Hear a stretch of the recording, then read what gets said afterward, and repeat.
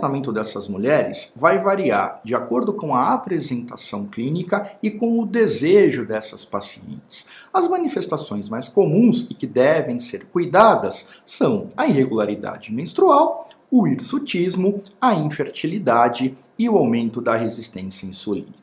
Quando se fala em controle da irregularidade menstrual, tem que se perceber se a paciente deseja engravidar ou se ela não tem interesse na gestação naquele momento. A medida inicial acaba sendo a mudança dos hábitos com a perda de peso. Para isso, orienta-se dieta e a realização de atividade física. Junto com essas medidas que são não farmacológicas, também podem se utilizar as drogas. E aí, não havendo interesse em gestação, das mais utilizadas são os contraceptivos hormonais orais combinados. E aí vai se escolher um contraceptivo cujo progestógeno tenha um perfil mais antiandrogênico, por exemplo, a ciproterona, ou em algumas situações pode-se utilizar apenas o progestógeno de segunda fase, já que ela não ovula, já que ela tem uma deficiência de progesterona, pois não há ovulação, e nesse caso, colocando-se aí artificialmente o progestógeno, a paciente deve voltar a menstruar. Outra droga que está descrita como possivelmente favorável à regularidade menstrual é justamente a metformina. A metformina, que é um sensibilizador da insulina, acaba diminuindo essa resistência hormonal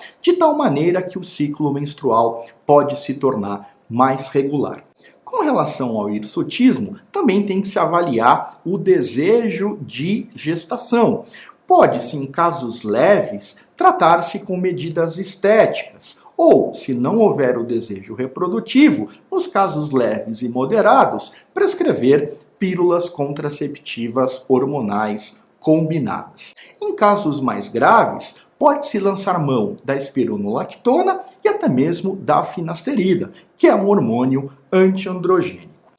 Por outro lado, se a paciente tem um quadro de infertilidade e a mulher deseja engravidar, o que se tem que fazer é justamente utilizar os indutores da ovulação. Existem dois tipos principais de indutores da ovulação, especialmente o citrato de clomifeno e as gonadotrofinas.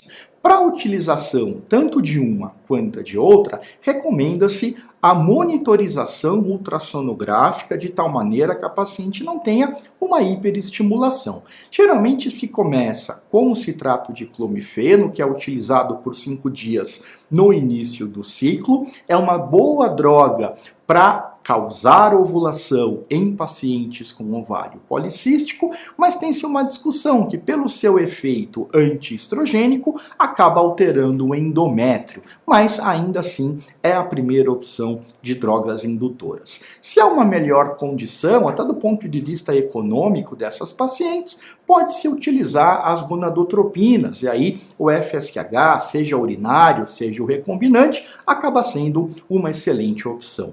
Por último, a questão relacionada à resistência insulínica, que, como foi visto, está aumentada. Neste caso, pode-se indicar a mudança do comportamento, dos hábitos, então, novamente, com a realização de atividade física e de dieta para perda de peso e a utilização da metformina. A metformina diminui a resistência periférica à insulina e acaba dando condições de controle não apenas do ciclo menstrual, mas de outras características, por exemplo, síndrome metabólica, eventualmente pode haver melhora com a utilização desse fármaco.